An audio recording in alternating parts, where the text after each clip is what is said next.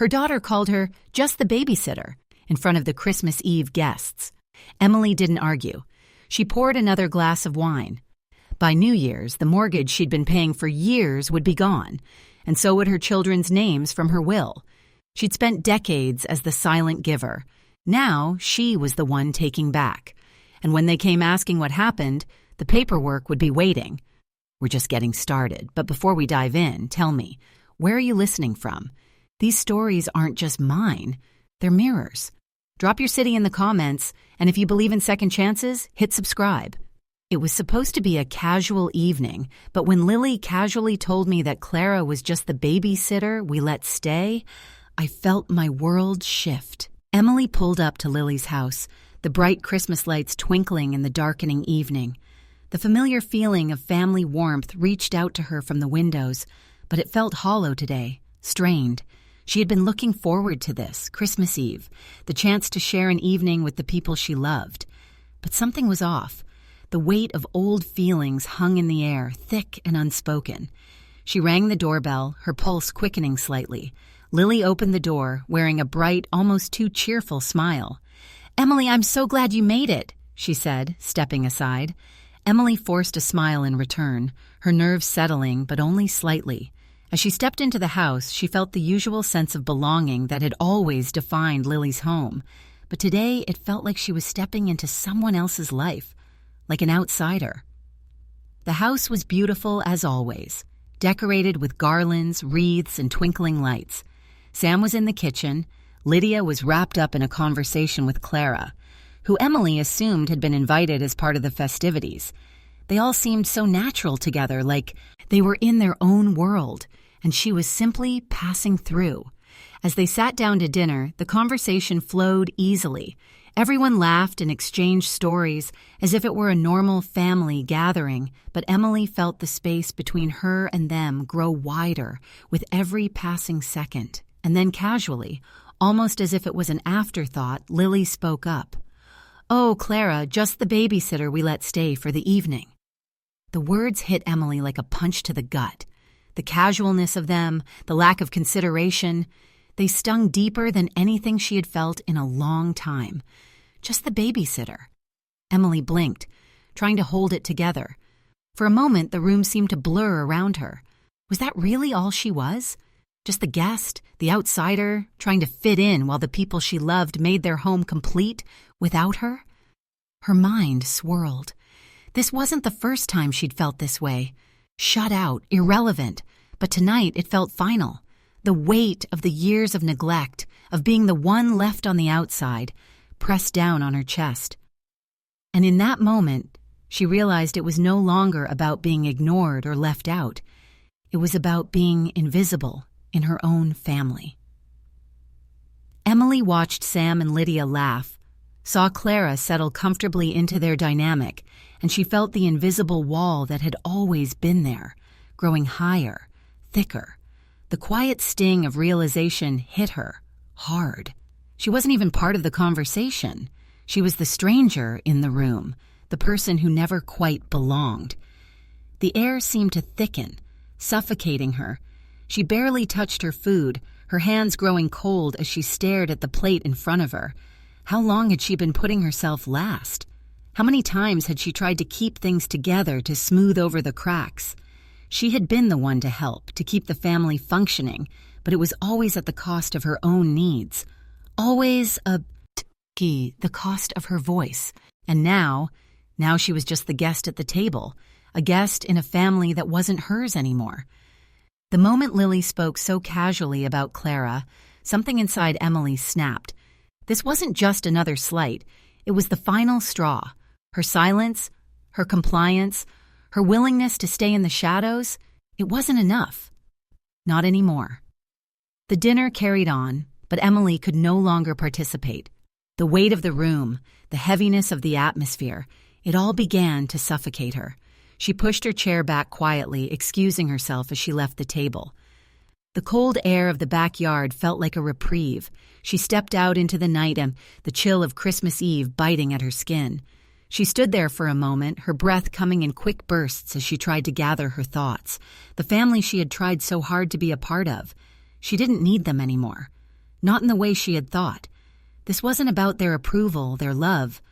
It was about her. Finally taking control, tonight Emily made a decision.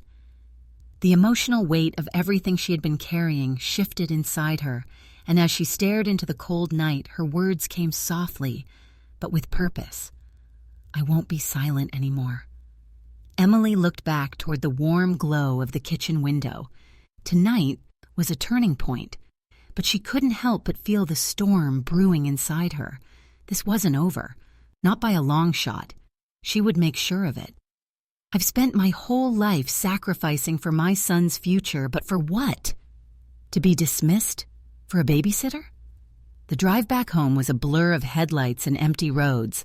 Emily's hands gripped the steering wheel tighter than necessary, her knuckles pale beneath the streetlights. The Christmas Eve dinner replayed in her mind like a movie she couldn't escape from. Every word Lily had casually thrown out about Clara, the babysitter, echoed in her head, a sharp reminder of everything she had sacrificed and everything that had been taken for granted. How had it come to this? The night had begun like any other Christmas Eve dinner, with festive music playing softly in the background, the smell of roasting meat filling the air, and the laughter of family. But it had all shifted when Lily made that offhand comment. It wasn't just about Clara being there. It was the realization that Emily had been sidelined, dismissed for years. All the holiday dinners, the birthdays, the quiet sacrifices of her time, money, and energy, they'd led to this moment, her invisibility. Emily's heart tightened as she thought of Sam and Lydia, of how they hadn't noticed, hadn't seen her. Not really. They had their lives, their families, and she had been nothing more than a footnote, a supporting character in their narrative. And now she was expected to smile and fit in with their carefully curated picture of happiness, as if she wasn't a part of it at all. The more she thought about it, the more the anger began to build. Her eyes burned with tears she hadn't allowed to fall in front of them. She had worked so hard, given so much, always for them, always for Sam's future. But what was the point? What had it all been for if, at the end of the day, she was nothing more than an afterthought? As Emily turned onto her street, she felt a deep sense of isolation settle over her. The sight of her house, so familiar, so empty, did little to ease the ache that had settled in her chest. She parked in the driveway, the engine's hum fading into the stillness of the night. She sat in the car for a few minutes, the engine off, the cold creeping in, but her thoughts racing. She had been there for them when no one else was. She had sacrificed so much of herself, so much of her life to ensure Sam had everything he needed, to help him grow into the man he was. And for what? To be created like a stranger, to be cast aside for a babysitter. The thought stung deeper with every passing second. She had worked herself to the bone for a legacy she now realized she didn't even want to leave. As she opened the door to the house and stepped inside, the emptiness swallowed her. The quiet was deafening. She couldn't even bring herself to turn on the lights. The flickering of the Christmas tree lights in the corner was the only illumination, but they felt cold, foreign. They no longer held any warmth, no longer symbolized the love and care she had put into this home. She sank onto the couch, staring blankly at the tree. It had all been for them, all of it. But now, she saw it so clearly. She had poured everything into people who never truly saw her. She had been nothing more than the invisible caretaker in their lives, never fully appreciated, never fully understood. Her pulse quickened, her thoughts spiraling. How had she gotten here? She wasn't just angry at Sam or Lydia or Lily. She was angry at herself for allowing this, angry for letting herself be used and dismissed for so long. She had sacrificed for their happiness, their future. But what about hers? What had she given up to make sure they were okay?